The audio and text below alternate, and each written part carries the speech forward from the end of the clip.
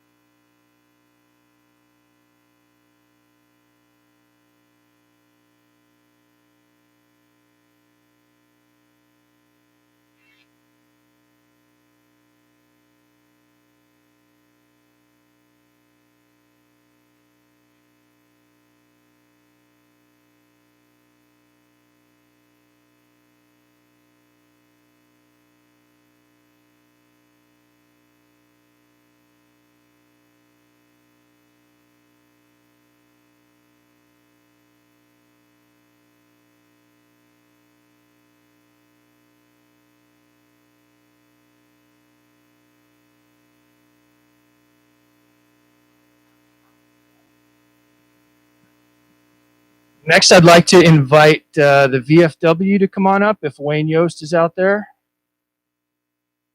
We're going to recognize the VFW's Firefighter of the Year.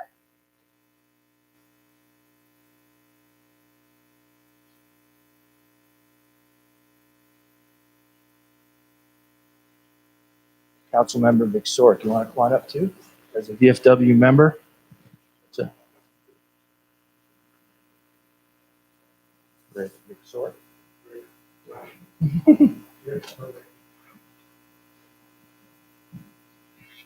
All right.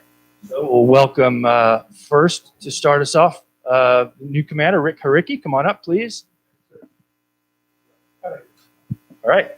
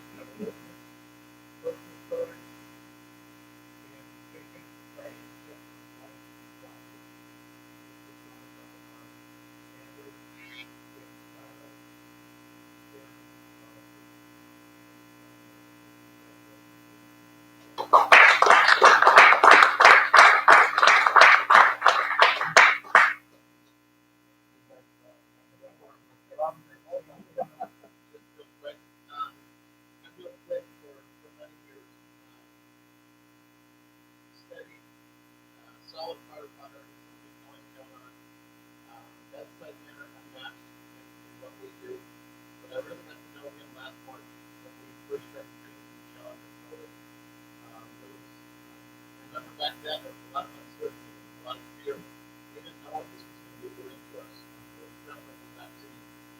And our firefighters were facing a challenge that we never faced before. We weren't necessarily being welcome to go home to work. Our firefighters were being separated from the field and not able to see them. And there was a fear that was overtaking us as we were at work every day that when we come home, I'm not going to know what comes over. I'm going to work with the same boat as them. So that challenge, that emotional stress on mental women was something we've never dealt with before. I've never done that before. So when came in, I was a liaison on our management team and came in to help me figure out how to address the fears and how to help the families, how to make sure that our firefighters were sleeping in the car at night when they go home. And then develop these programs and this education and outreach groups. 100% of the knowledge of the impact here with our people and that first month of our tremendous. I want to thank you for your help. I don't know if I ever actually thank you properly. Thank you. We got well done. And I have just one more. I'm going to use the microphone because we just learned that they can't hear us at home if we don't. It might be better off, right? This is a certificate of recognition to Clint Christie for being the Veteran of Foreign Wars, Dana Point Post 9934 2020 Firefighter of the Year and the District Firefighter of the Year. Whereas Clint Christie, firefighter paramedic, is a perfect example of a Firefighter of the Year. Clint, a third-generation firefighter, following his grandfather, father, and brother, has been the Orange County Fire Authority for 24 years. Now and therefore, on behalf, whereas Clint is an active leader amongst his peers, being involved in the OCFA peer support team since September 2012. Clint, as well, serves as director with the OCFA Benevolent Association since November 2011. These highly recognized positions are nominated by his peers with the motto of taking care of our own that Clint champions. So now and therefore, on behalf of the City Council and the citizens of Dana Point, I, Jamie Federico, hereby recognize Clint Christie for his meritorious service to the citizens of Dana Point and the County of Orange, congratulate him for his selection as Veteran of Foreign Wars Firefighter of the Year 2020, and express heartfelt appreciation for his invaluable contributions to the safety of our community.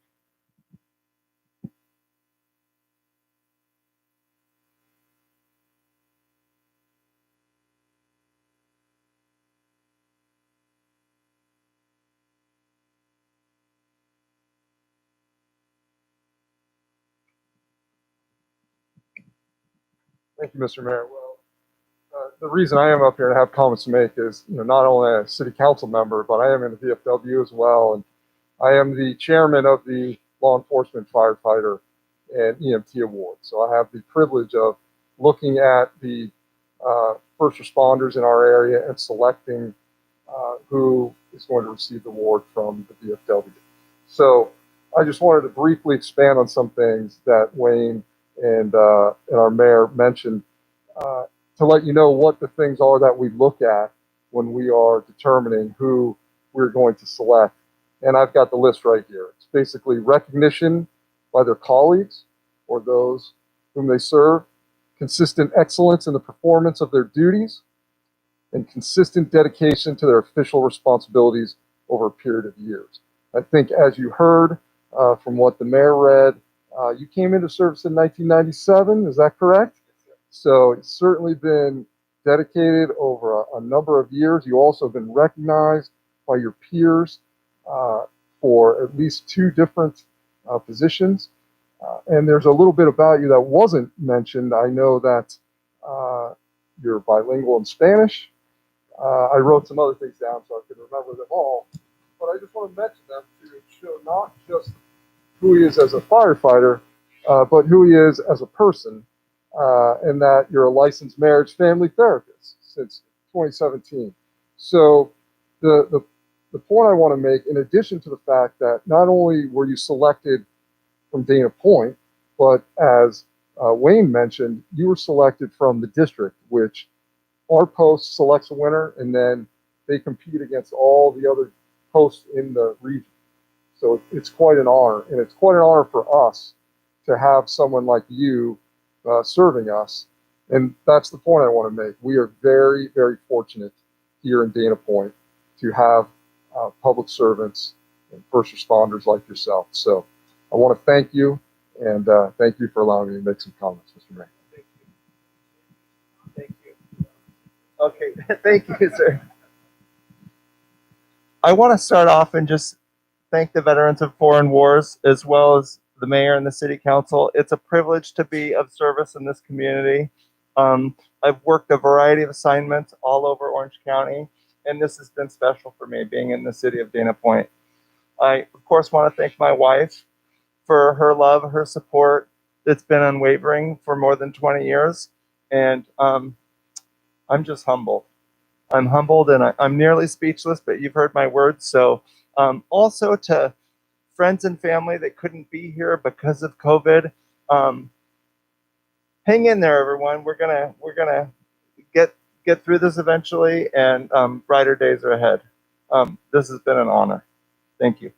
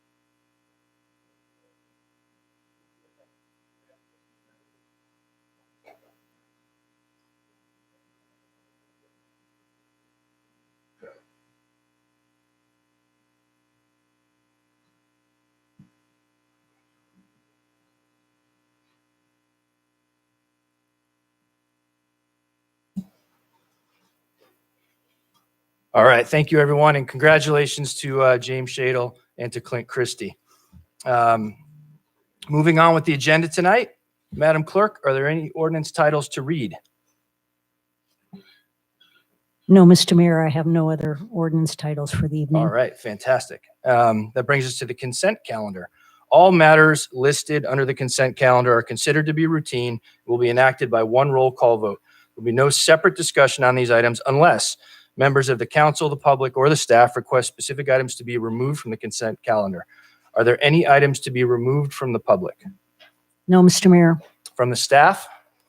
Yes, sir. Staff would like to pull item number 11. Number 11, thank you. And how about from the council?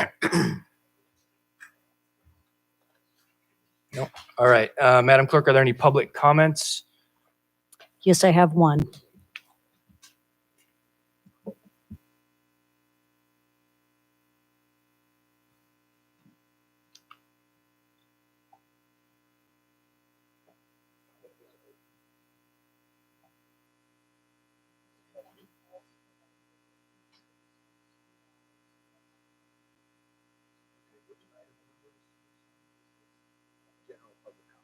So not.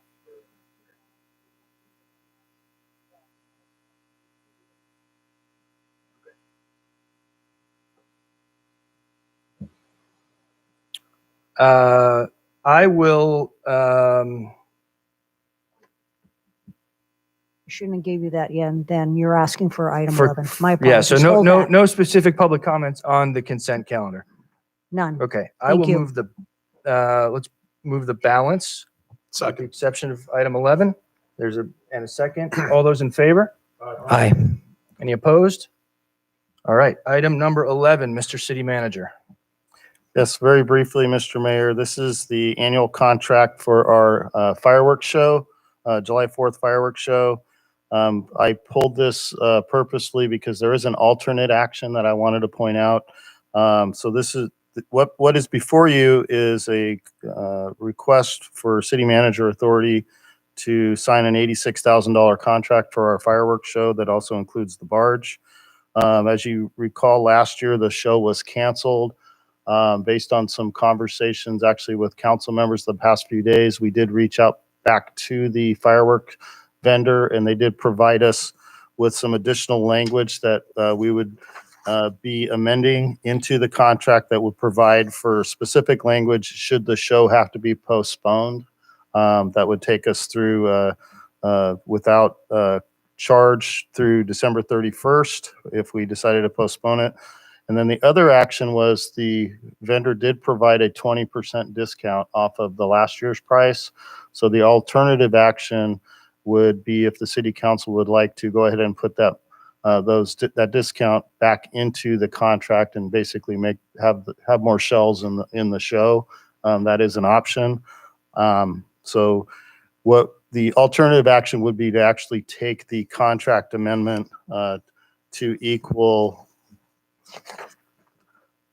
$105,890, not to exceed, as opposed to the 86 that is in the base proposal.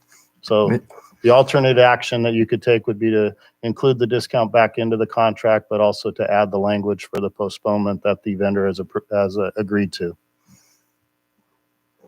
Thank you, Mr. City Manager. I will move that we take the alternate action and increase the number of shells and accept the language on the refunds. Is that what you're saying? Yes. Moved. So moved then. Second. All right, we have a motion and a second. All in favor? Aye. Any opposed? All right, thank you, Mr. City Manager. That now brings us to public comments. There will be a 3-minute time limit per person and an overall time limit of 30 minutes for the public comments for this portion of the agenda. At the mayor's discretion, the balance of public comments will be heard after the new business portion of the agenda. All comments are to be directed to the city council and shall not consist of any personal attacks. Members of the public are expected to maintain a professional, courteous decorum during their comments. State law prohibits the city council from taking action on a specific item unless it already appears on the posted agenda. And I will take the in-person public comment first. Mr. David Mann. Good evening. Thank you very much for giving me an opportunity to speak here. I'm coming here to alert the council about a concern I have regarding our democracy, regarding the Sarah siding extension. I met with Tony Nelson a couple of weeks before February 24th, and she alerted me there's going to be a web presentation about how the need for trains to be increased would be presented to the public, and we could listen and have some input. During that presentation, myself and other people asked questions. One of the questions that were repeatedly asked was there a needs assessment done? The presenters indicated that there was, and they couldn't go into and explain it, but they would get back to us with the need assessment information. Making major decisions, you need to justify those decisions. There's huge impacts with such increasing in the train usage and the proper usage of the funds. I then went to the agenda, I believe, of February 1st, where there was excuse me, I want to get the date right. Yes, the multimodal transportation study. That study had 382, there were 382 pages in that agenda. Pages 71 to 114 represented that survey. It was only a survey, and the survey was severely flawed. And I'll just give you briefly some of that information. By the way, I want to reference a letter that I sent to the clerk here of your council, which she said will be put in the record. This is a document that I sent to one of the councilmen here regarding my analysis of that survey. There was no data presented as to the frequency and the number of passengers riding the train over various periods of time. The author kept saying this was a technical analysis. There was no technical analysis. Then all of a sudden on page 76, the survey magically comes up and says the first scenario they need to do is maximize rail and transportation, when their own survey said the Metro train was only used 4% of the time. They also ended up grouping buses, cyclists, and vans all together. There was really no basis for an increase. And then in their own document, they said, well, it may not be needed because of the remote kinds of things that are happening. And then in that same document, it said, we need to convince people to ride the train. It appears that there's a goal of trying to sell us during that presentation, but it's only to meet the needs of the presenters here or who they're representing, because I could not find any need and any valid information to try to justify why we should spend money there when it could be spent in other ways. It appears no one at OCTA really even looked at that survey. And it seems to be a self-fulfilling need that they're trying to justify. I used to be involved in government areas, and if you don't spend the money, you can't get more money. But we have other areas where we can really utilize the money. No one's cutting me off, so I'm going to keep going here.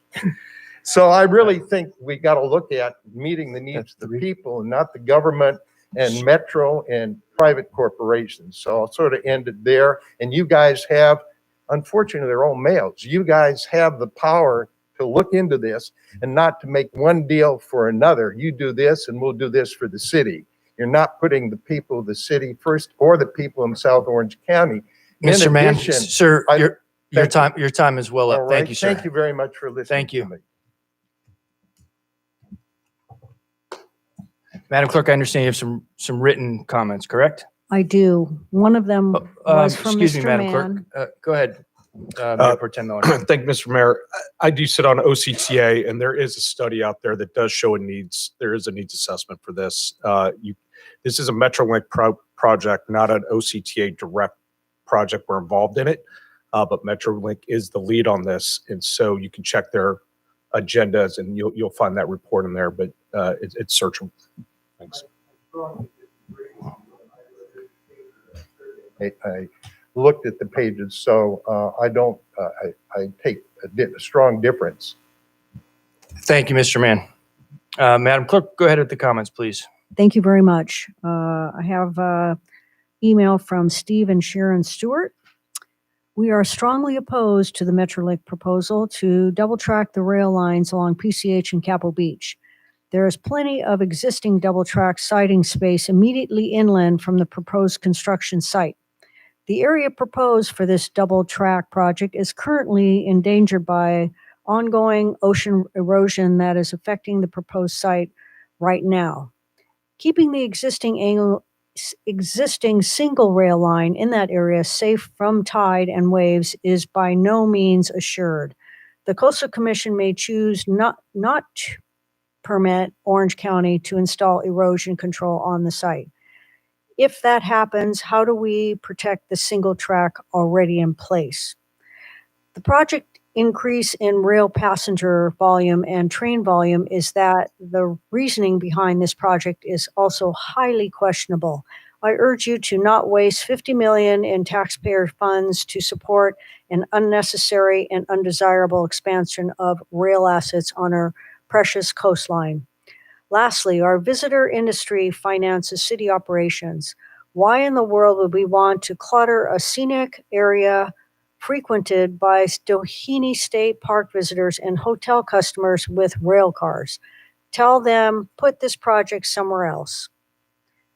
Okay, and then I said there also Mr. Mann, who just spoke, did provide a written public comment, which will be in the record, because he preferred to speak. And I do have one last public comment, and that is from Penny Maynard.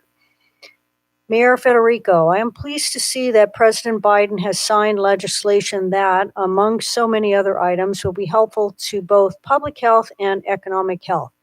There is so much good in the legislation that I have had not had enough time to go over every benefit to California, to this country, and to the city of Dana Point and its many businesses that includes our restaurants and other retail.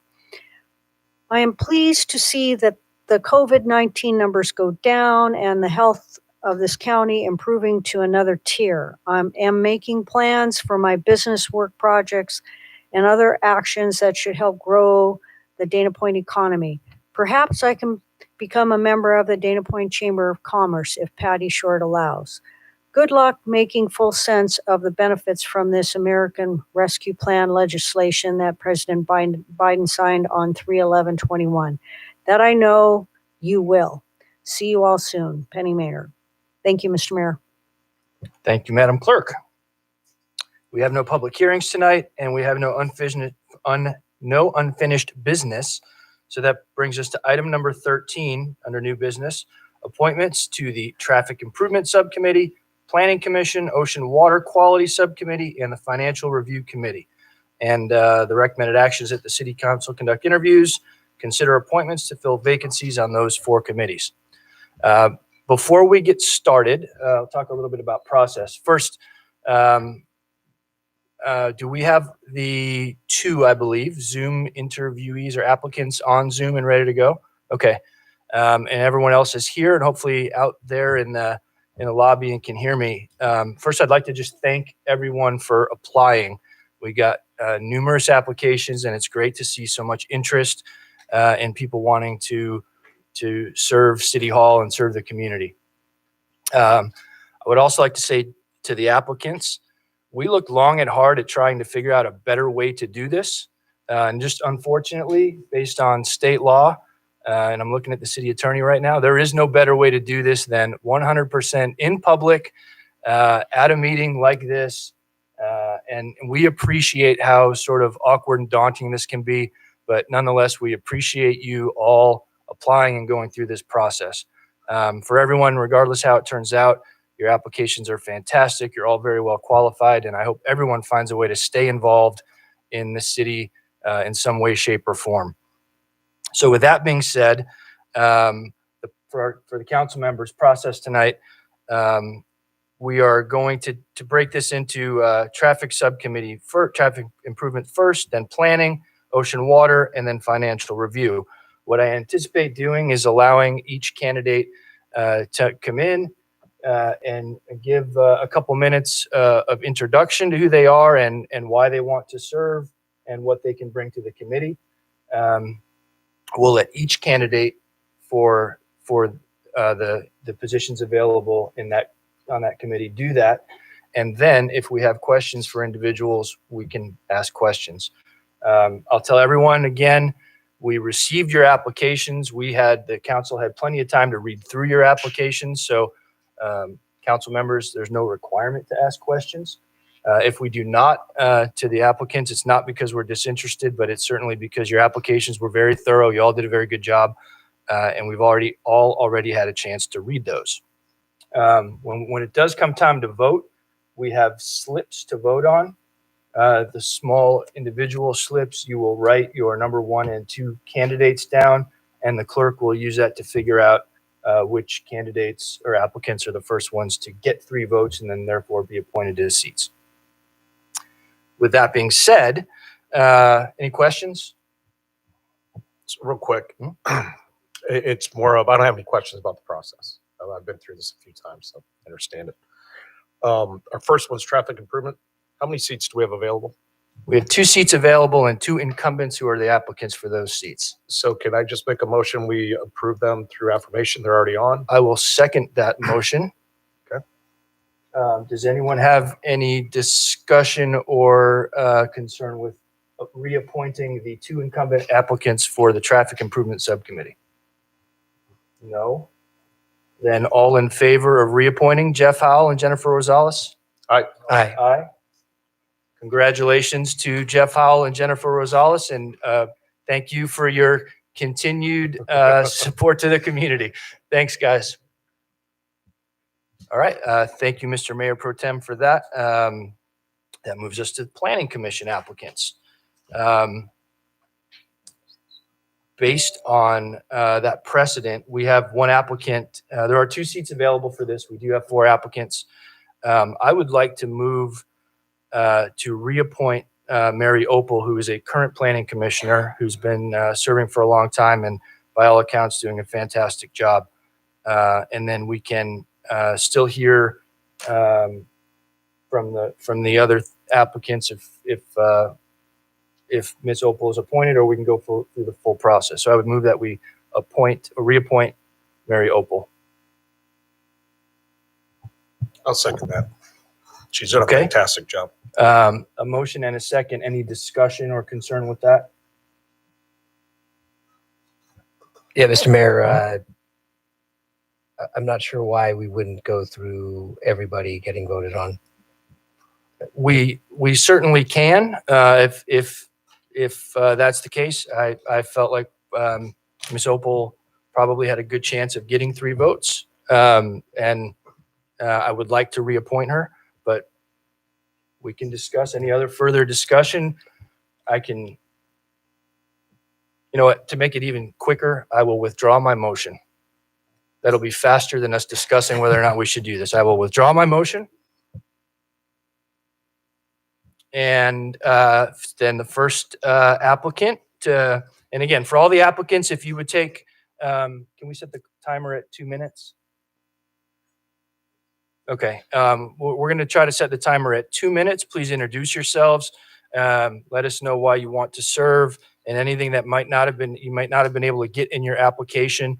We'd love to hear that. So, Mary Opal.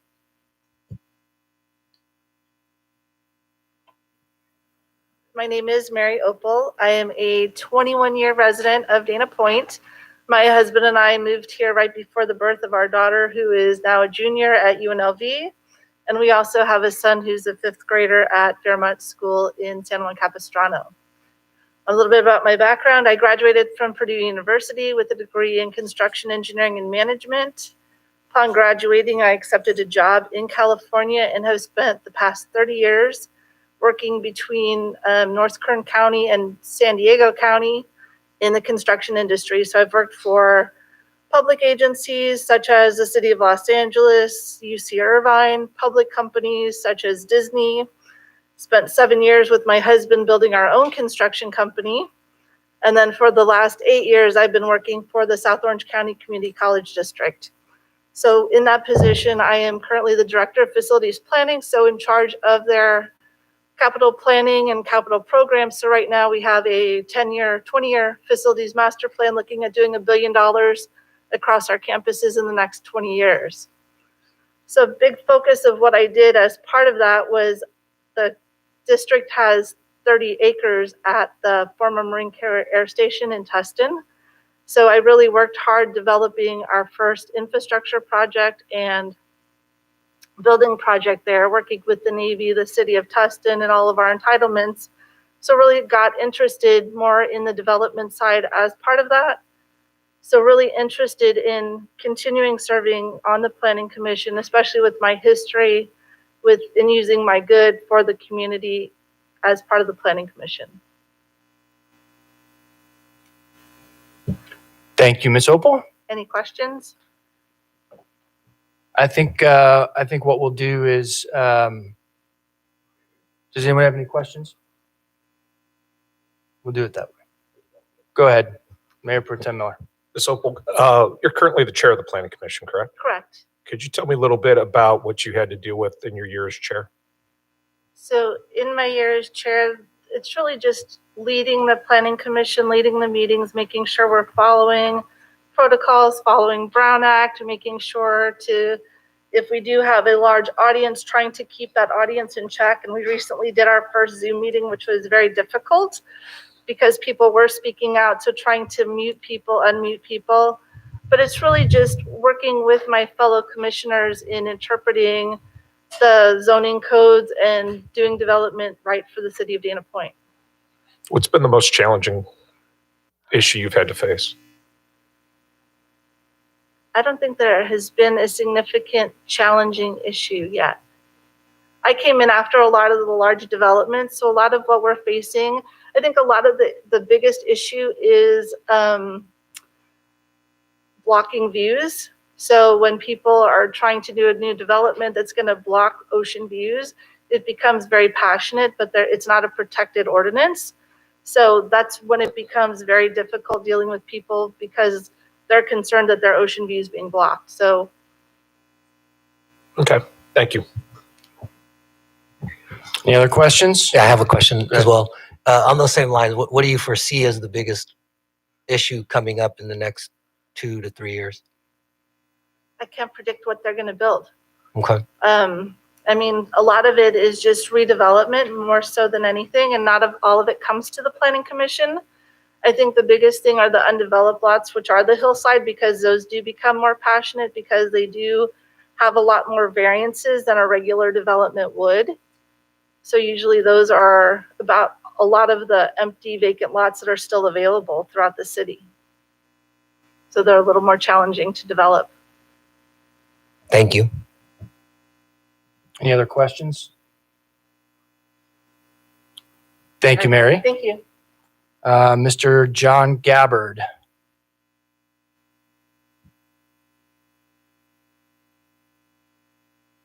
Good evening. Mr. Mayor, Mayor Pro Tem, council members, and staff. I'm John Gabbard, a 16-year resident of Point Monarch here in Dana Point, where my wife Renee and I are excitedly waiting the birth of our grandson this week. So hopefully it'll happen before the end of the week. I started my career in residential development in 1988, where I worked as a project manager and a draftsman for custom home builders in Delaware during college. After that, I served in the Marine Corps as a combat engineering officer, and I also spent 2 years as a building code plan examiner for the county.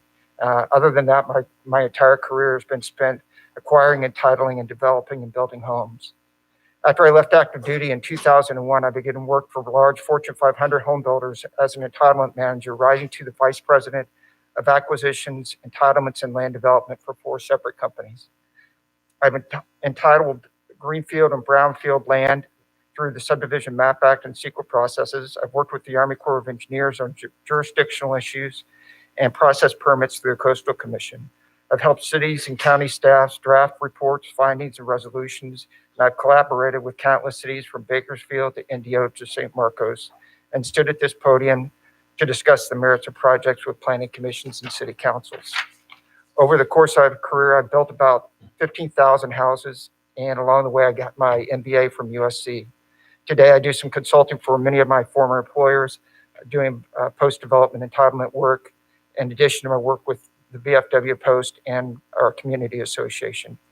I come to the Planning Commission with one goal, and that's to be the best public servant I can be and to help the city continue to be a vibrant, welcoming, and desirable community. I thank everyone for their time, for your service to our community, and I welcome any questions. Thank you, Mr. Gabbard. Sticking with our precedent, any questions? I have one question for you. Yes, sir. As someone with extensive private sector development experience, what do you think is the biggest benefit of someone with your experience in development having as a planning commissioner? Knowing where the skeletons are in a project and knowing what questions to ask of the developer to make sure that we're getting the best product that we possibly can from them. And it's not just an economic thing. There's benefits that come from a development. There's public benefits that we need to ensure happen as part of any development project. And knowing that process and how that works, I think is beneficial. Thank you, Mr. Gabbard. Any other questions? Mayor Pro Tem Miller. Thank you, Mr. Mayor. Mr. Gabbard, after 16 years in the city, what made you decide it was time to get involved? I was at a point in my career where I had the time to do it. And I think I've got enough experience where I think I can help. And we'll see where it takes us from there. Is there any one issue in the city that may have triggered your interest? No, it's from a planning standpoint, no. I mean, certainly redoing the general plan is intriguing for a lot of reasons. But other than that, there's no specific planning issue that I've in all the research that I've done, I've said, hey, I really want to tackle this. So you mentioned the general plan, and we're going to take a look at updating it. What do you think? Why is that of interest to you? And is there something specific you think It's just should be added? outdated. It needs to be brought up to where we are in 2021 and not where we were in 1991 when it was created. Is there anything specific in it that jumps out that needs to be updated?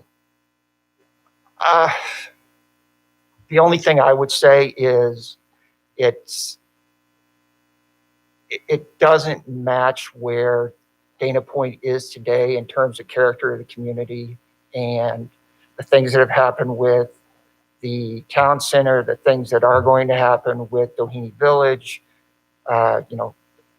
what's going to happen with Monarch Plaza. I think all of that needs to be thought through and flushed out in that document. Okay, that's interesting. It sounds like you have read it. I didn't know Monarch Plaza was redeveloping right now, but maybe in the future. So, all right, thank you. Thank you. Thank you, Mr. Gabbard. Any other questions?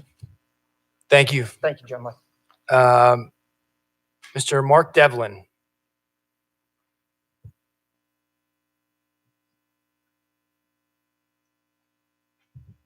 Mr. Devlin, 2 minutes-ish if you could, and then we'll questions if we have them. Go ahead, please. 2 minutes. Thank you. Good evening, Mr. Mayor and Councilman. My name is Mark Devlin. I've been a resident of Dana Point for only 8 years, probably less than many of my other applicants here. Also probably much younger than most of my applicants here. I bought my first house in Dana Point when I was 26 years old. And as I become more and more rooted in the city of Dana Point, I have a desire to become involved with the city and to really help with the future of what I think is going to be the place where I continue to grow my ever-growing family. I have a 18-month-old daughter who we are absolutely in love with, and I think that she's going to find that Dana Point has so much charm and has exactly what she's going to want to grow her family as well. So I think it's important for myself to get involved early in my life in order to help establish that, yes, this is the place that she wants to live and a place that I really want to be proud of to, have her grow a family. My experience doesn't so much reside in construction management, development, and building as it does in software, where I'm the vice president of the business intelligence product for a large software company that supplies EMR and essentially enterprise solutions for the drug and alcohol rehab space, which I know is to some a problem within the Orange County space, and to others that are seeking treatment a huge benefit and value. So although my experience doesn't specifically sit with development of physical structures, it does hone in on developing product that travels across a huge client base. Again, all of these different behavioral health systems. So the processes that I go through in order to establish the roadmaps that my company needs to go through are very similar in ways for what a member of the planning commission would do. Which is to really fine tune and look at the overall broad picture here, right? Ultimately, it's an ecosystem, and I need to do what's right for the entire ecosystem to be beneficial long term. I can't focus in on one small thing that's going to benefit a certain individual, maybe even high revenue generating clients. I need to focus on the overarching goals of the company, the product, and so on and so forth. I think a lot of these skills that I have over the years, that have been developed over the years, would produce a lot of value and showcase a lot of value for the city of Dana Point, a place that I call home, a place that I have a huge financial interest, and a place that I have a huge interest, for the loved ones and of the other individuals that are in this community. Thank you, Mr. Devlin. Council members, any questions? Okay. Mayor Pro Tem Miller. Thank you, Mr. Devlin. What do you think the role of the Planning Commission is? the planning commission's role is, to take a look at the incoming projects and proposals from individuals, from private and public, and determine the roadmaps and accurately decide on decisions of those projects, and determine if it is in fit with the overall city's goals, values, and future. Okay, so that's an interesting response to me. So you think their role is to determine if that development fits into the community? Sure. Okay. I'm actually looking at your resume right now, which is kind of cool. You look like you're really involved in water sports. Looks like surfing and sailing, and Yeah, I put jeeping in that too because you're going to go through the creeks and stuff like that. I was an ocean lifeguard. if we ever have one. Yeah, I was an ocean lifeguard in Dana Point for about 10 Yeah, I years. saw that as too. well. I saw that too. So, there's a lot of committees in Dana Point, and Planning Commission is only one of them. There's only 2 spots available for it. You have an interesting resume. Would you be interested in any other? And this is not about Planning Commission, but if you don't get in there, you're an interesting individual to me, and I don't know. I don't have a crystal ball on this thing, but would you be interested in any of the other committees that we Sure. have? Yeah, I have a general just interest in getting involved. The planning committee makes sense to me as an initial entry into this because of my passions for architectural building. I'm going through an ADU project myself right now. I've read the entire code book. I did my design, did the plans myself. It was really my COVID task, or my COVID skill, right? Everybody learned a new skill during COVID isolation. Mine was to do design and planning. So to answer your question, yeah, whether or not this is the right committee for me at this stage in my life or the stage of my public service career, who knows, right? But yeah, absolutely. Well, thank you. I mean, I just look at this and you fit. I mean, you look at our banners up here with the surfing and the beach and dining and biking and all the other things we do, and it's all in your resume. So you fit the mold of Dana Point very well. So thank you. Any other questions from the council? Mr. Devlin, thank you. Appreciate your time. Next up, Mr. Luke Bowen.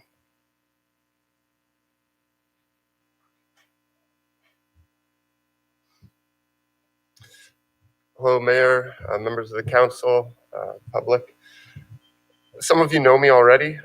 For those of you that don't, Luke Bowen, been here for a baker's dozen, served with the city volunteering in various roles for probably about half that. I think it's 6 years.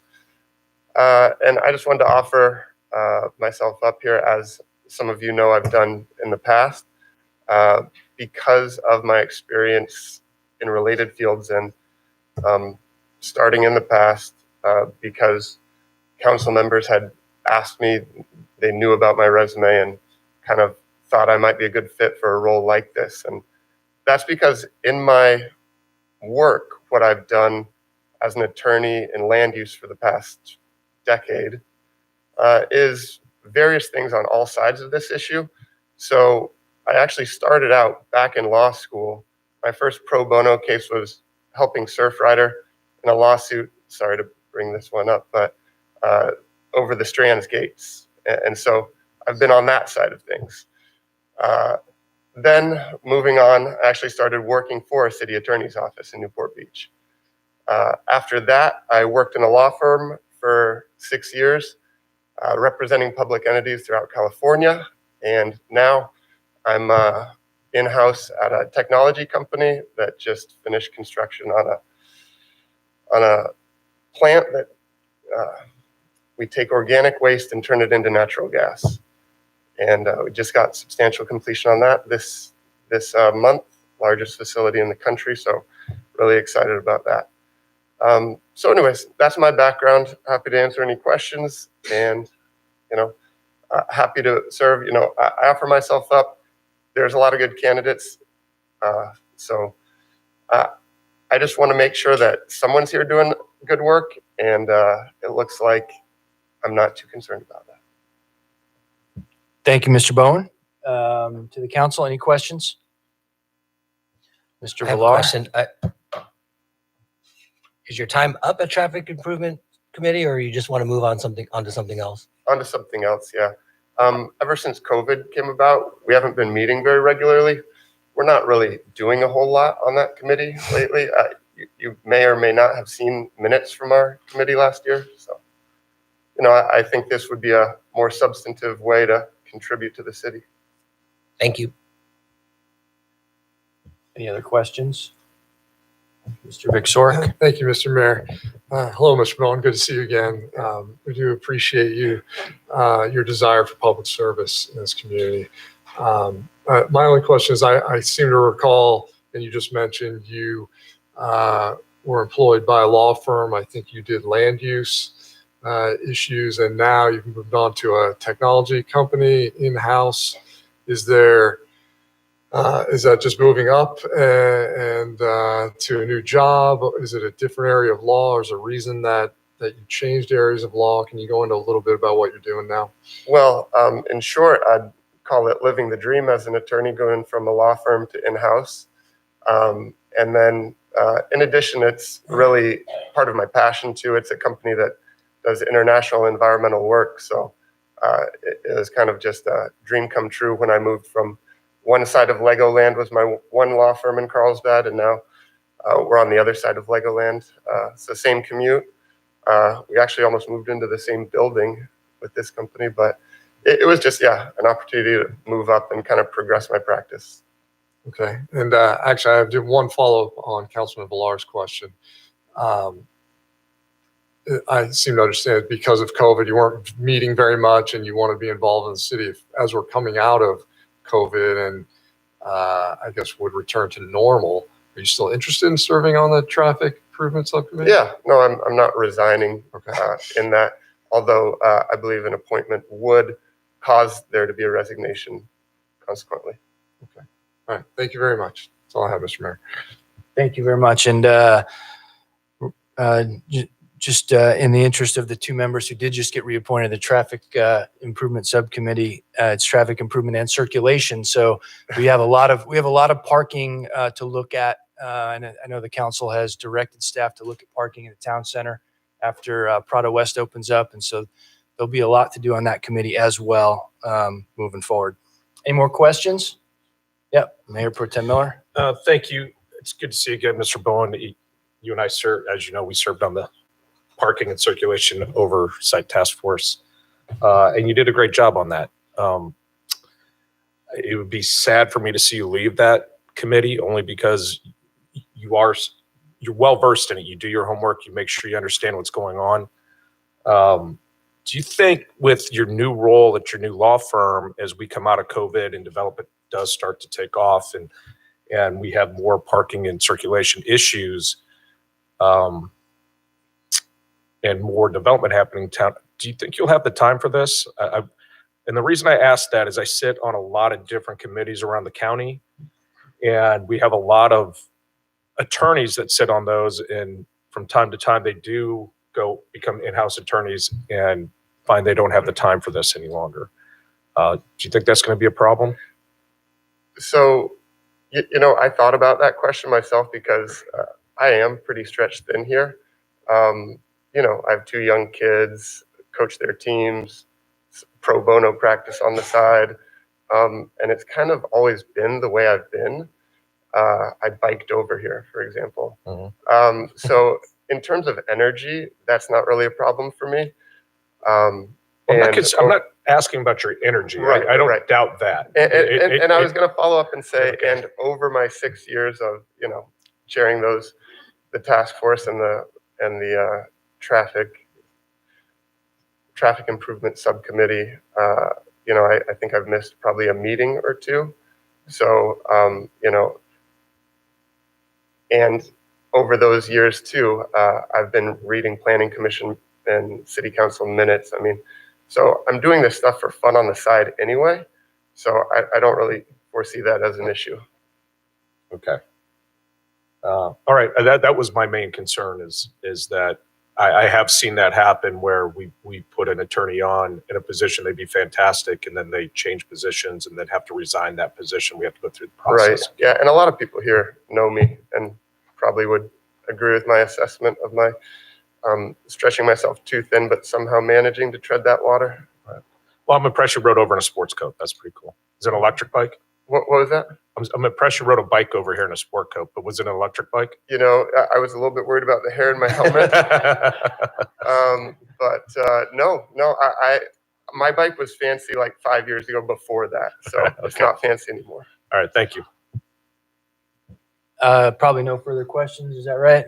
Mr. Blar? No, I just have a procedural question. So Okay. why do we have two slips? In case we have to do multiple votes. Oh, gotcha. Okay, thank you. Thank you, Mr. Bowen. Yep. Take care. Madam Clerk, how would you like us to, you want to give us the rules?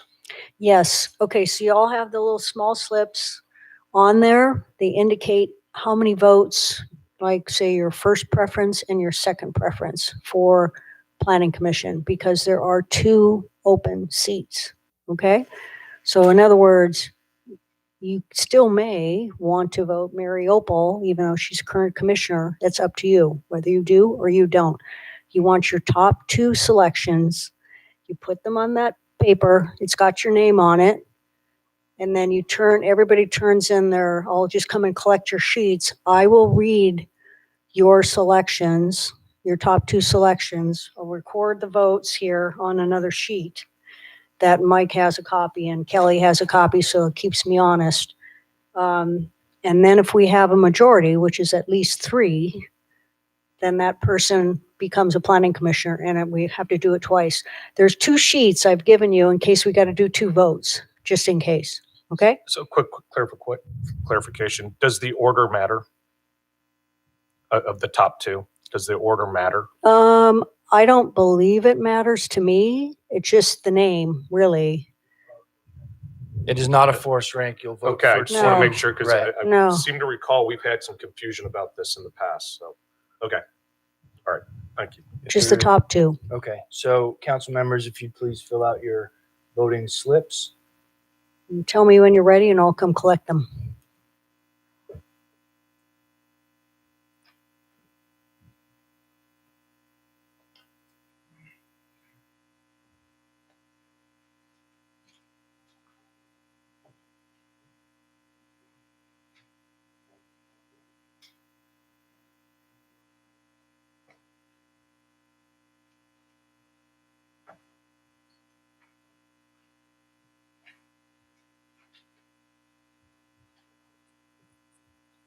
Okay, I am going to read them in the order that I've got on the appointed list here, so it makes it easier for everybody to figure out, because I think I've given you the list of.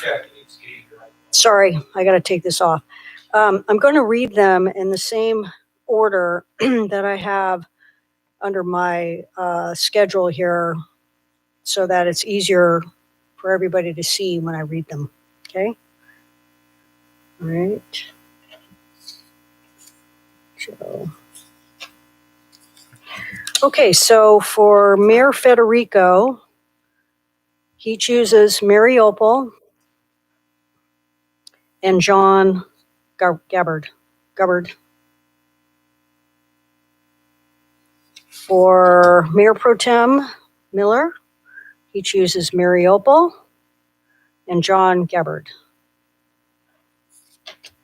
For Councilmember Frost, he chooses Mary Opal and John Gabbard. For Councilmember Victori, he chooses Mary Opal and John Gabbard. We have a consensus here.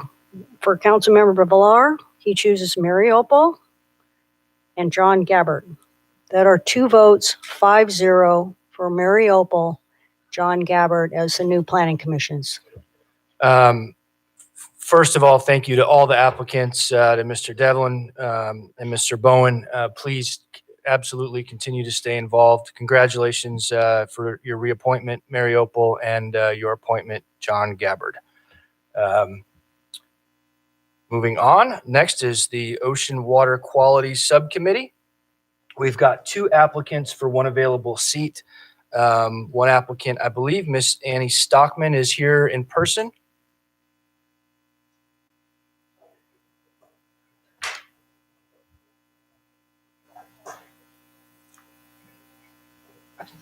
Good evening, Ms. Stockman. And since it's been a while, if you missed the sort of procedure earlier on, you'll hear a little beep at the 2-minute mark. And if at that point you could wrap it up, but please go ahead and then we'll ask you questions if we have them.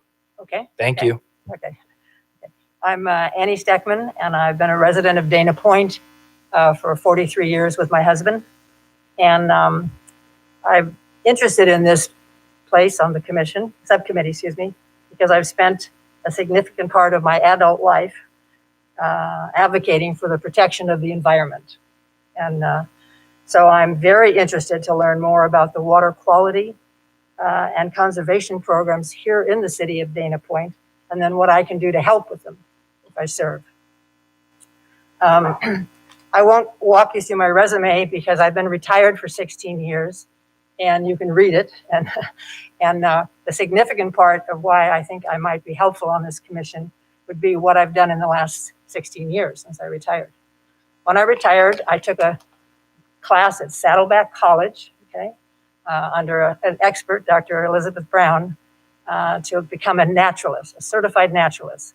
That would be, I would learn formally more about how to protect our environment, our parks, our beaches, our trails, our oceans, and then how to teach that to the public. After being certified, I had, of course, several of the county and state parks recruit me. And the first one was Laguna Canyon Wilderness Park. They recruited me, and I went there and helped set up and taught the education program for children coming in from the inner cities to help them understand how things that took place in their neighborhoods polluted the local waters and eventually made it into the streams and the creeks and the ocean. And children are easier to teach than this age. So I worked there for about 8 years, volunteering, it was all volunteer. And then I was recruited during that time by Crystal Cove State Park to come and start to run programs and to educate families and adults, try to help them understand how trash and pollution and washing your car on the driveway, if you will, and those waters and chemicals and oil going into the drains and can pollute our drinking water, our oceans, and our harbors. The next call that came was when Dana Point opened the Headlands. A gentleman by the name of Jeff Grossler, you may know, was setting up the docent program, and he was recruiting docents that were certified naturalists and had experience to help him build the education program there. So I went there 10 years ago, and I'm still a docent at the Dana Point Headlands. And we set up programs and guided walks and tours for children, of course, and people of all ages to help them learn to protect not just the pocket mouse, which is important, but all the trash and runoff that goes into the ocean. So while we were there, about 5 of us, 5 years ago, formed a nonprofit called the Friends of the Dana Point Headlands, and I serve on that board of directors. So I do have some experience working with committees and boards over my years. And when we formed it, we focused again on how to create stewards of the land, both in children and in adults. And tell me if that thing's flickering, I'm not paying attention. And just quickly, I was involved in helping to develop a nature book to help children, again, the best age to brainwash them, to how to protect the environment, about nature and our whales and how important they are. But we did actually 2 pages in the book, which gets their attention because they can see it, learn it, color it, on how to keep trash out of our parks, trails, ocean, and this has been very popular. In fact, we had 700 of these copies circulating at the Festival of the Whales here in Dana Point last weekend. So. Okay, that's enough babbling. Thank you, Ms. Steckman. To the council, any questions? Mayor Pro Tem Miller. Ms.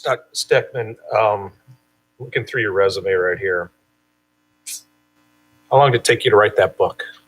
Well, I didn't write it alone. I had a Okay. committee. And I would say we formed a committee, and you see all the people that were involved. Those that take good pictures, those that babble a lot and are a fairly good writer like myself, and some very talented people. I would say with reprints, probably took us a couple months. You know, we drafted it, we did it, and then we piloted it on some kids, you know, to see, because the age group is kind of broad. It can be anywhere from a child and learning to read, you know, preschool, because they can color and mommy can read to them, or etc. So by the time we did our final product, I would say probably easy 3 months, 4 months. Yeah. Okay. Did you do any work with OC Parks?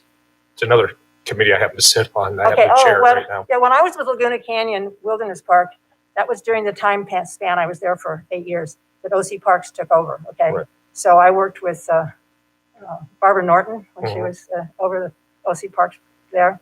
And then, of course, the educational brain, Laura Cohen, who did a lot of our educational.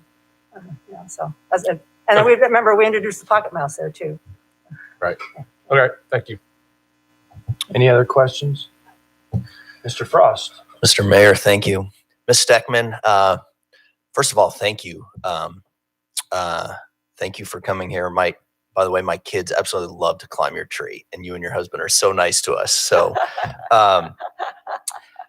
and this actually is somewhat recent.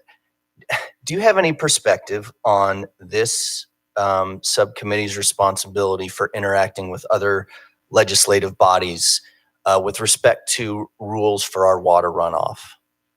Oh, that's a good question. I'm not sure I have the knowledge or experience. One of the things that I didn't bring up, and maybe I shouldn't, but I have an interest in this, is with the harbor development. I am interested and concerned when they redo the harbor, you know, where the attention and protection is going to be for the quality of the water, okay, and the runoff, and its impact, of course, on our marine mammals. And that. So that doesn't answer your question, I know. It partly certainly answers a portion of it. And then in your mind, how do we balance, or where is the correct balance as far as keeping our water quality very high, but also practical for folks within the Lantern Village and other areas, allowing them to do projects or sort of not overstepping bounds? Where is the right? How can we determine the correct level of oversight? Of course, if you look at my resume, I'm brainwashed for education, you know, educating people, you know, not policing them, but educating them to the importance of, like I did with the children from Santa Ana when they came in, kidding them and teasing them about, oh, does your brother change the oil on the car on the driveway? Yeah. Or does he go over to a special lot somewhere where he can do that? And they say, oh, I said, you know what happens to that oil or grease when it gets washed off the driveway and goes down the street? You should follow it sometime. You know, that kind of, it's easier with children. They get it. But more of an educational approach rather than a punitive or police approach. Yeah. If that answers that. Very good. Thank you, Mr. Mayor. Thanks. Yep. Any other questions? Ms. Steckman, we get a lot of reading material to prepare for these meetings. I will tell you, the most pleasant surprise I've ever gotten is when I got through the applications here and found a copy of your book in our application. Probably right up my speed. I almost thought the staff were trying to trick me to see if I would actually color it. But thank you. Thank you for everything that you're already doing. And thank you for your time here tonight. Okay, thank you. All right. Thank you very much. We're going to test our technical abilities here now. Jamie, Miss Olivia Weber is up, and she's on Zoom and should show up on our screens if we get this right.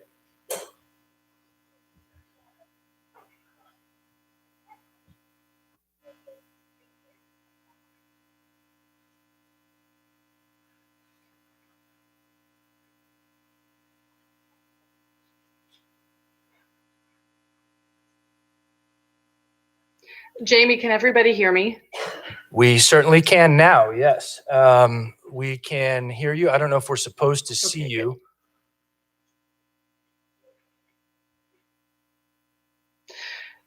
Yes. Hold on.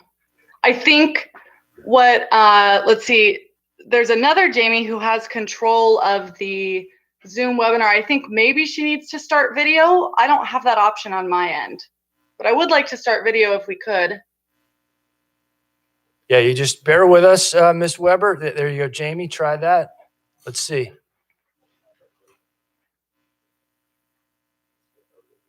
No. Oh, there you. That's our video.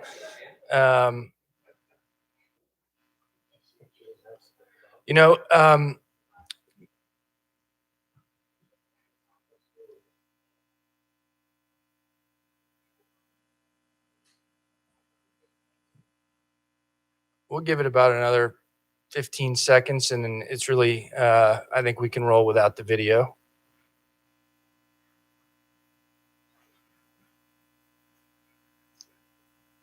Can you hear me? Yes. So, Ms. Weber, we can hear you. Let's not worry about the video. That sounds good. We'll just wait. It doesn't matter, quite frankly.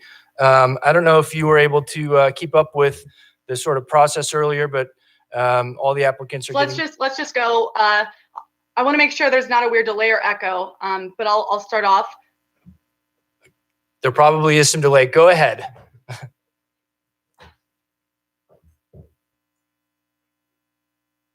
Okay.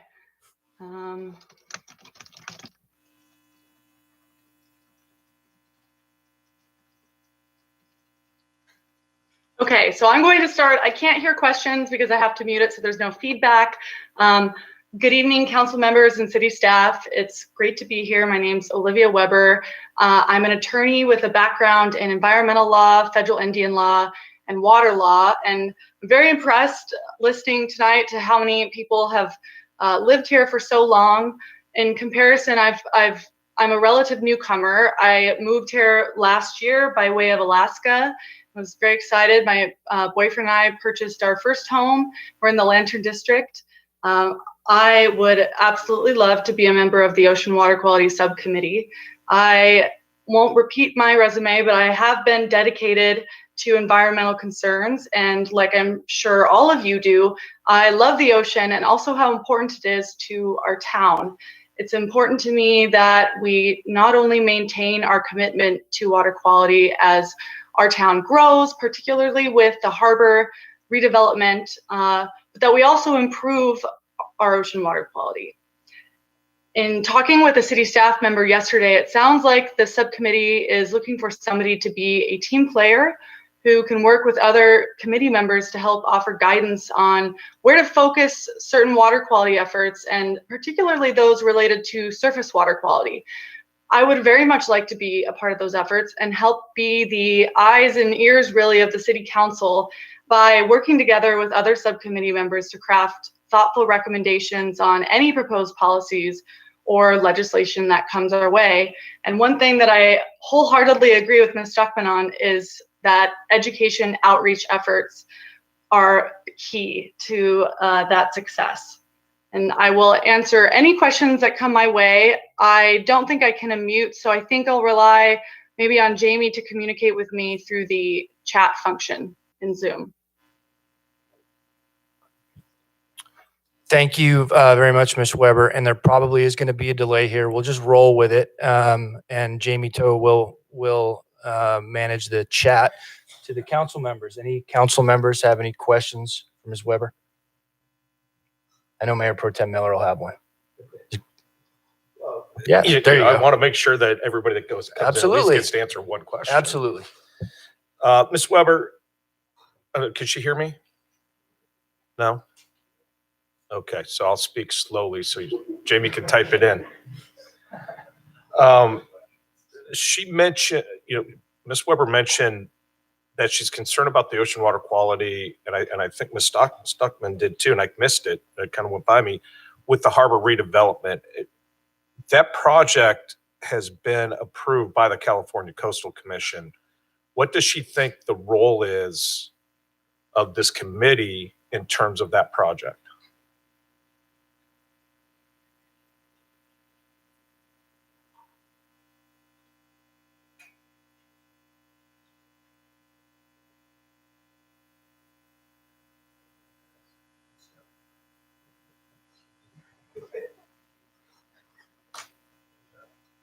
It's pretty good.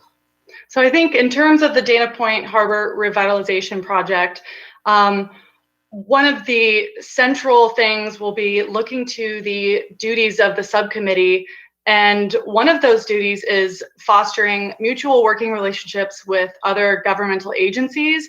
And so I think listening to all of the perspectives that different governmental agencies bring to bear and their experience and their concerns, and then also bringing my background in environmental law and understanding of all the weird environmental acronyms, NIPDs, all these different important requirements, and finding a way to make efficient, streamlined recommendations that City Council, who's very busy, can review and I guess get pretty good guidance from the subcommittee. I think that's its proper role and best role. And obviously I'd want to do everything we could to prevent any sort of point source pollution that might happen because of the harbor revitalization project. But I'm also certain that there are governmental agencies who would do their best to prevent that in the first place. And we will be on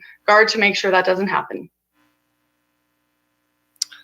Just a quick follow-up, and it's the only thing Jamie missed in my question is that she's aware that the California Coastal Commission has already approved this project.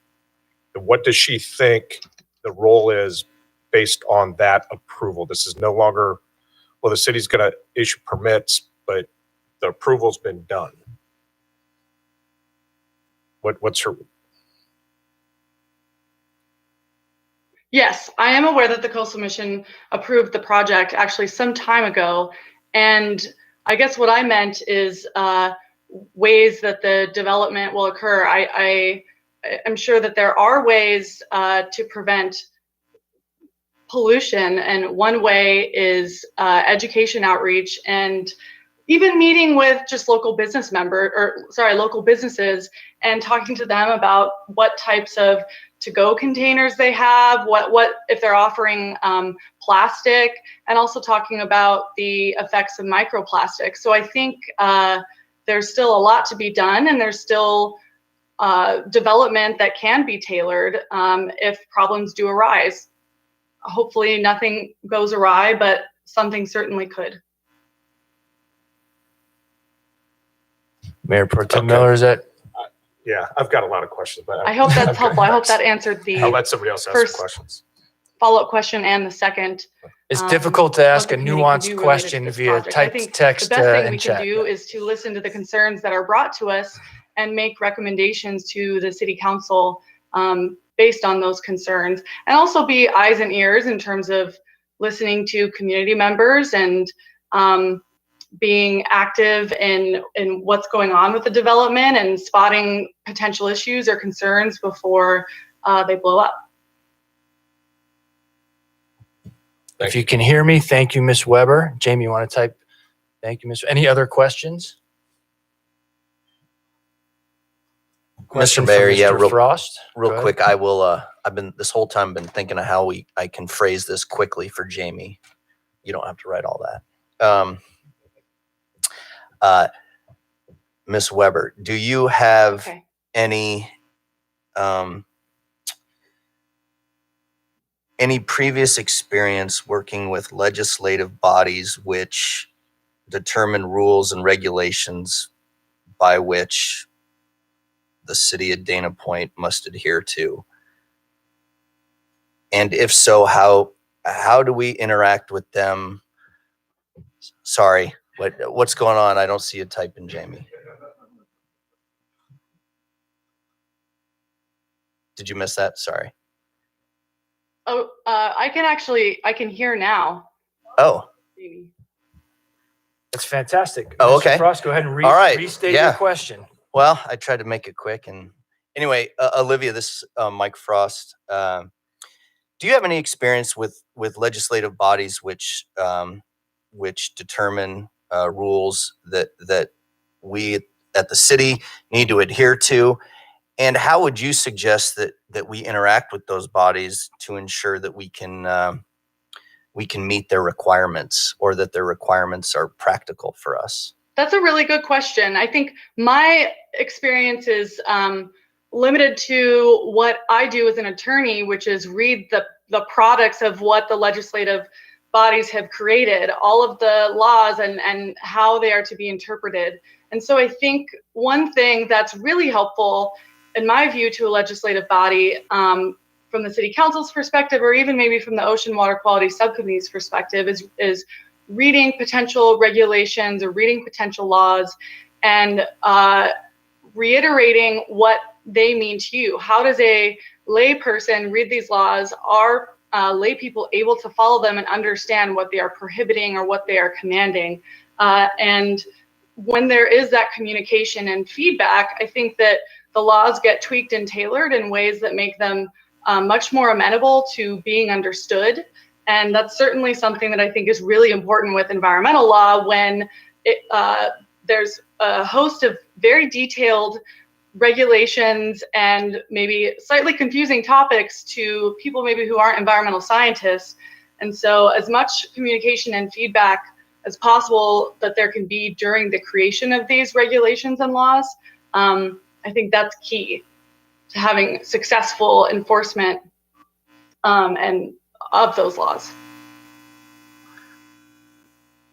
Olivia, thank you very much. Thank you. Council members, any other questions? No. Thank you, Ms. Weber. Jamie, you can, I guess, go do whatever it is you were doing before on mute, and we'll go ahead and go through the voting process. Ms. Weber, thank you for your time. Thank you. Madam Clerk, same process, right? One available seat this time, one name, and you'll collect them up when we're done. One name, and I'll come and collect your tabula, little pieces. Ready? Looks like we're ready.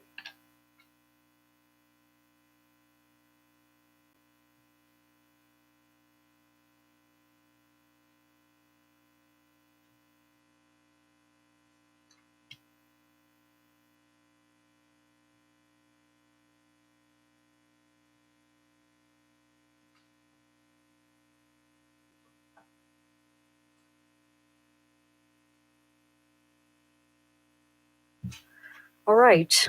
Mr. Mayor chose Olivia Weber. Mayor Pro Tem Miller chose Annie Stokman.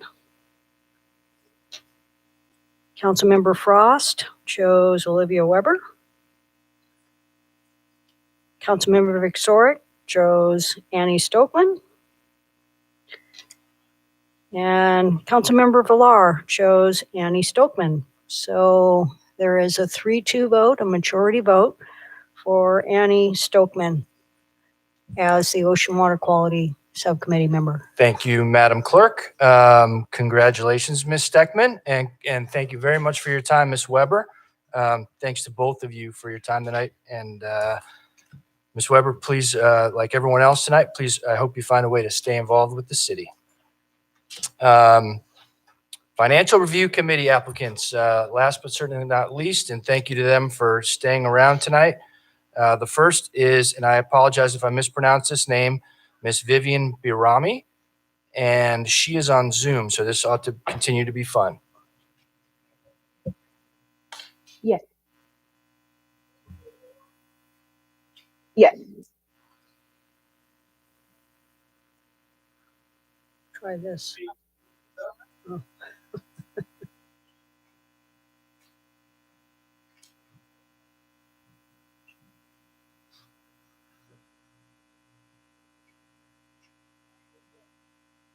No, it's not. Well, I can't control it on my end, so it has to be from your side. Do it again, audio. That's fine. All right, Vivian, if you can take about 2 minutes to introduce yourself and let us know why you'd like to serve. And because you won't be able to hear the timer, I may try to find a convenient time if 2 minutes does elapse to break in and let you know if you do go over time. So please don't be offended by that. but go ahead whenever you're ready. Good evening, Mr. Mayor, City Council, and staff. My name is Vivian Barami. I'm a new resident, actually, in Dana Point, but my husband been living in Dana Point for over 9 years now. I'm a property manager, so I deal with everything through properties.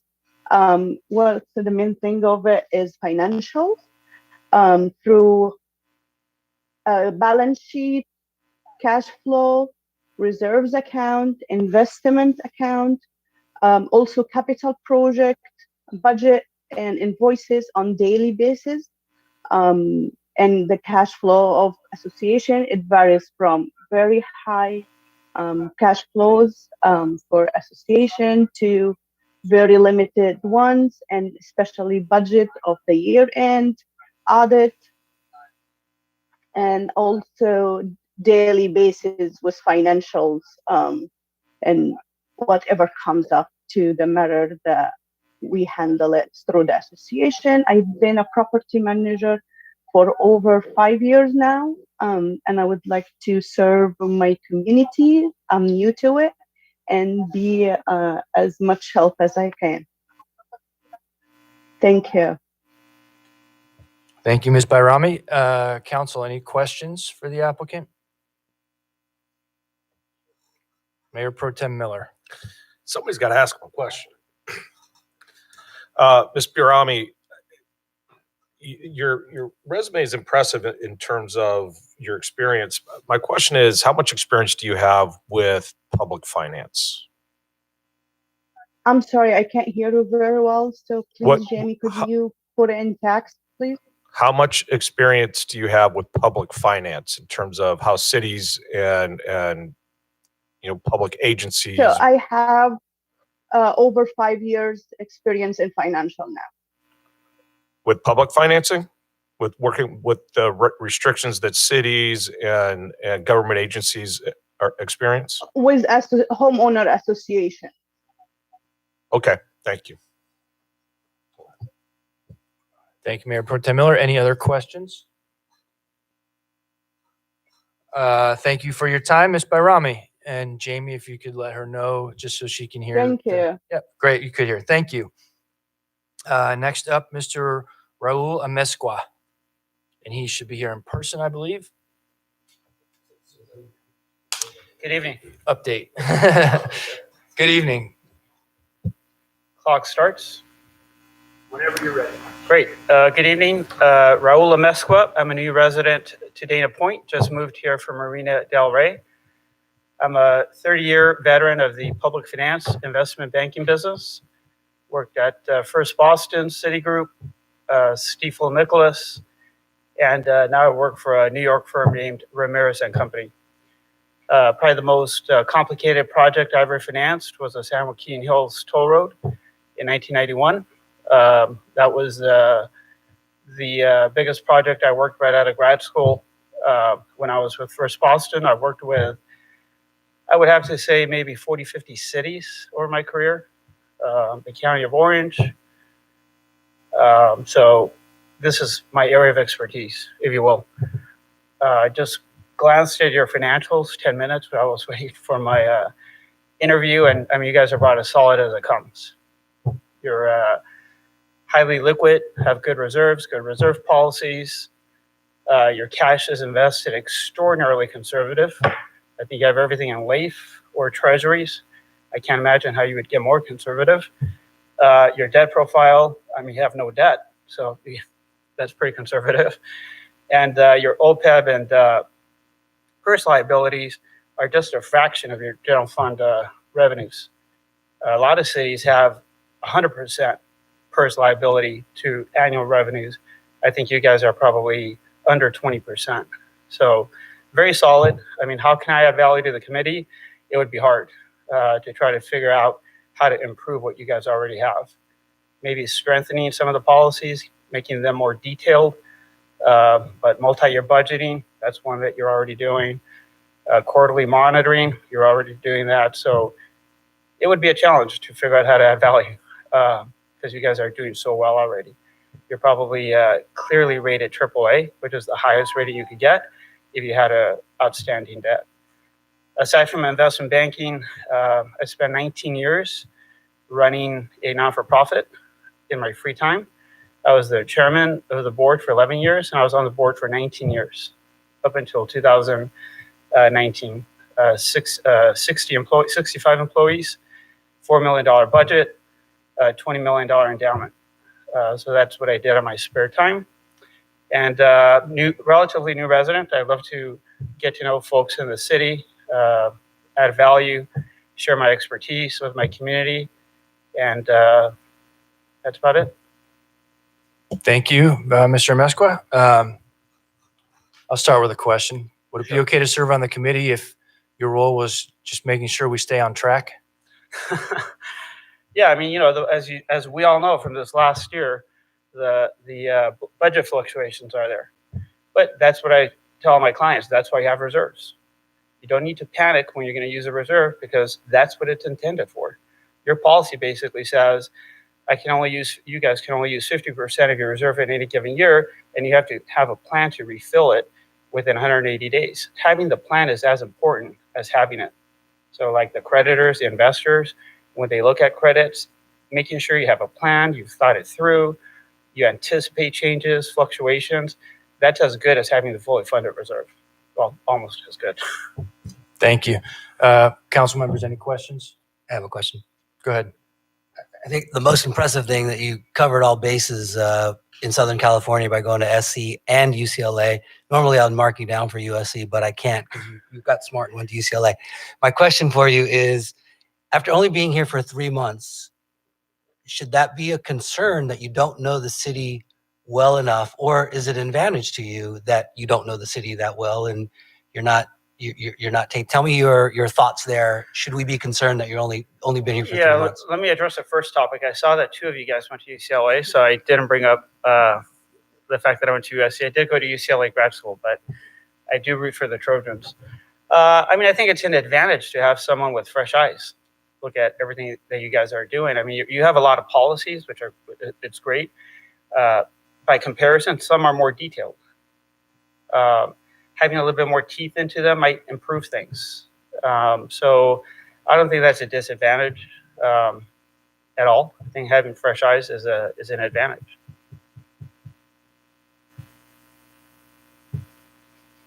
Any other questions? Mr. Vixort? Thank you, Mr. Mayor. Very quickly, since you have been here a short time, what spurred your interest in public service, or had you offered yourself up in Marina Del Rey for any type of public service? Yeah, so public service is a huge part of what I do, and I did serve on this for the school called Puente Learning Center. It's a not-for-profit, and when I say I did that on my spare time, I probably spent at least 10 hours a week doing that. As the chairman of the board, we went through leadership changes. I ran the finance committee, I ran the investment pool, I was the chairman. I was recruiting new board members, and most of all, I was fundraising. I did that in addition to running, most recently, the Stifel Investment Bank Group in California with 60 bankers that reported to me. So my public service was working for a not-for-profit, which is, why do I do that? I think it's important. It's always been something I do with my life, partly as a good Catholic. You feel you've got to give back. And so whether I do this or something else, I will definitely be involved in one way or another with some non-for-profit as a volunteer. Would you intend to keep serving on that board, or is it because I resigned after 19 years? I instituted a change to our bylaws to put term limits, which I think is a good thing. I was there for 19 years. I went through 3 leadership changes, and I just thought somebody else needs to take the reign. There's so many other not-for-profits I could go help and volunteer for. It's time to give that to somebody else. So I think 19 years was a long time. Thank you. Thank you, Mr. Mayor. Thank you. No other questions. Thank you, Mr. Mesqua. Thanks for your Have time. a good evening. Mr. Greg Bishop.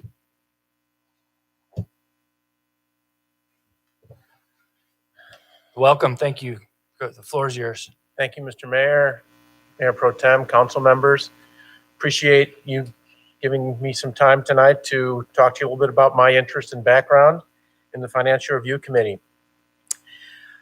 I've been a Dana Point resident for the last 5 years. My wife Sonia and I and our 2 dogs live in Lantern Bay Estates. We're retired, largely retired. I serve as the president of the Homeowners Association in Lantern Bay Estates, and really want to continue to get more involved in the community of Dana Point. I've been looking for some period of time at what might be a place to get involved, and kind of given my background and interest in finance and analysis and numbers and kind of board-oriented roles and positions, this one really jumped out to me when I saw the opportunity.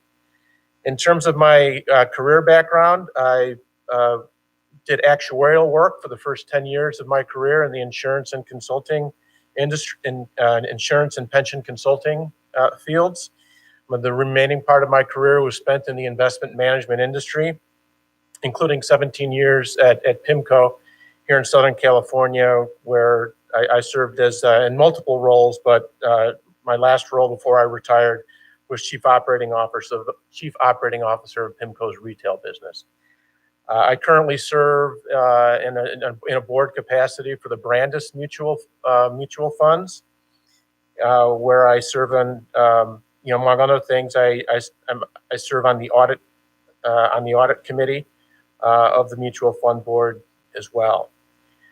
Kind of why Financial Review Committee? What do I think I can bring to the table for this particular role?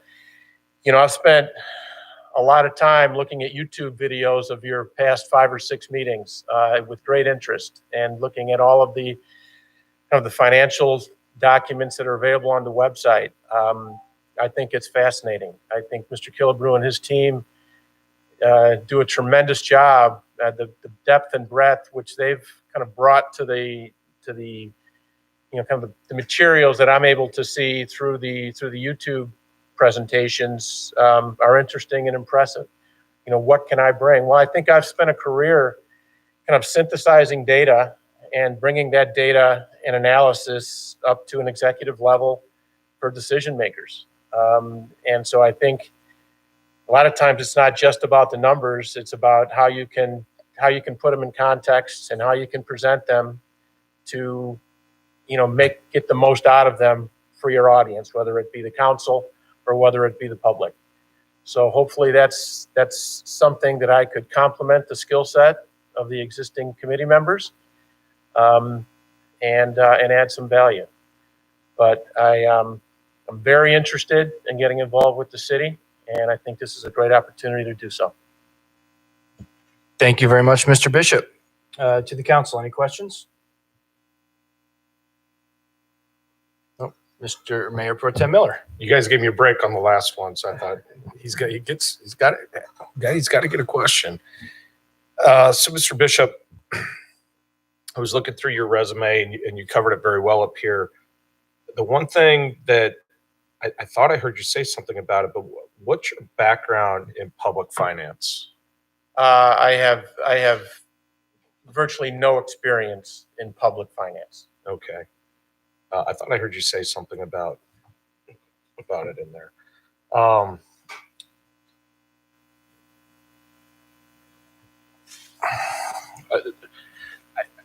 There's no doubt you're qualified. Okay. I mean, it's just, for me, the Financial Review Committee is about helping us with our policies, making sure we're managing our finances correctly, getting another set of eyes on it. And I think the public finance piece of it's incredibly important. So I guess I don't have any other questions for you, because it's all right here and you did a great job explaining your experience. Anybody else? Mr. Frost is looking at resumes. You're good? Any other? Thank you, Mr. Mayor. And I meant to ask Mr. Ameska this also. Mr. Bishop, are you familiar at all with sort of our investment strategy? And if so, do you think it's correct? Do you think our portfolio is too risk adverse? I don't know that I'm yet in a position to kind of weigh in on that specific of a question. I understand that, you're limited by statute around how aggressive and conservative. Generally speaking, I know it's a very conservative set of investments. And in terms of where you are on that kind of statute versus opportunity set, it's just something I'd have to get close to and learn about. I'm confident that I could get up to speed quickly. But, my starting point, as you pointed out, is on certain issues is going to be a little bit low on the learning curve. Thank you, sir. Thank you, Mr. Mayor. And thank you, Mr. Bishop. I think we're good. Madam Clerk, before we vote on this, just to all the candidates tonight, every single applicant tonight would have served extremely well on any one of the committees or commissions that they applied for. So I just want to let you all know, thank you sincerely. This is a difficult exercise for us up here, choosing amongst all qualified volunteer candidates who just want to help the city. So thank you one more time, very sincerely, on behalf of all 5 of us up here. And the city staff who work with all the committees and the commissions. We are thankful and fortunate and lucky, quite frankly, to have so many qualified citizens, residents who want to be involved. So thank you one more time. On that note, Madam Clerk, one position available for the 3 candidates. So we will fill out one name on our slip of paper, correct? Correct. All right.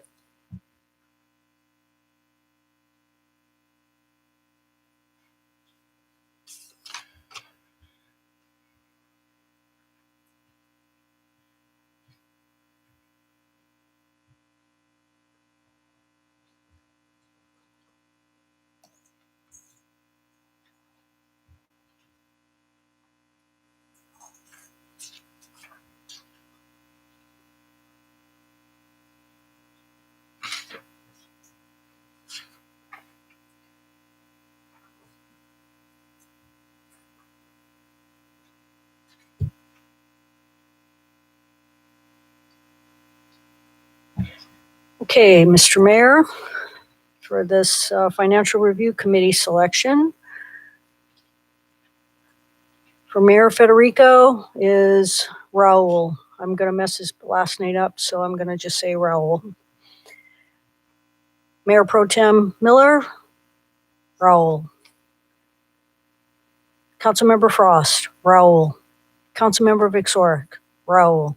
Councilmember Villar, Raul. That's consensus 5-0 as the Financial Review Committee appointment for the City Council. You have that particular person is your appointment, the council's appointment, because there's another person That on is the council's committee. appointment, and there is a city manager's appointment on that commission or committee as Correct. well. Right.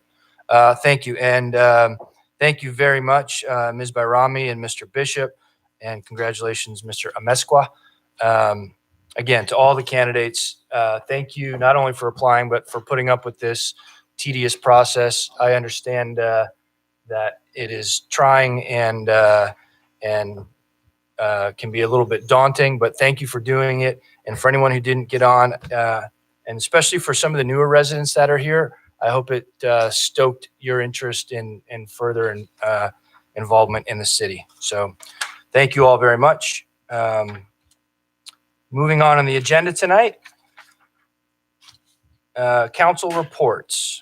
Mr. Frost, you had anything to report? I have nothing. Thank you, Mr. Mayor. I have nothing to report. And Ms. Ward, I will get you my meetings.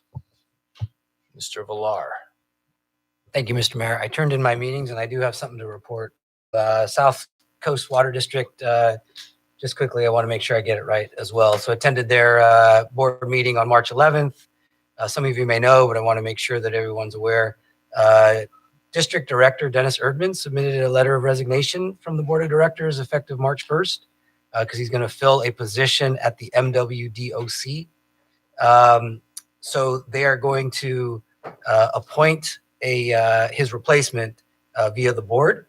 Their candidates' letters of interest or statements needed to be in by March 11th, which was last week. And then they're going to fill that position March 25th at their board meeting. So if you have any interest in listening into that, I know that they do their meetings via video, so you can listen in to see who his replacement's going to be. And that's all I have, Mr. Mayor. Mr. Vixork. Thank you, Mr. Mayor. I've got the report. I will turn in my list of meetings to the clerk after the meeting. Mayor Pro Tem Miller. Thank you, Mr. Mayor. I've turned in my list of meetings, and I want to embarrass Division Chief Capobianco right here. I don't know, for the people who are listening right now, he happens to be in the chamber tonight, and he was, he was recognized tonight for all the work he did for our COVID vaccination sites, along with city staff. And I want to thank both of them, but especially Division Chief Capobianco.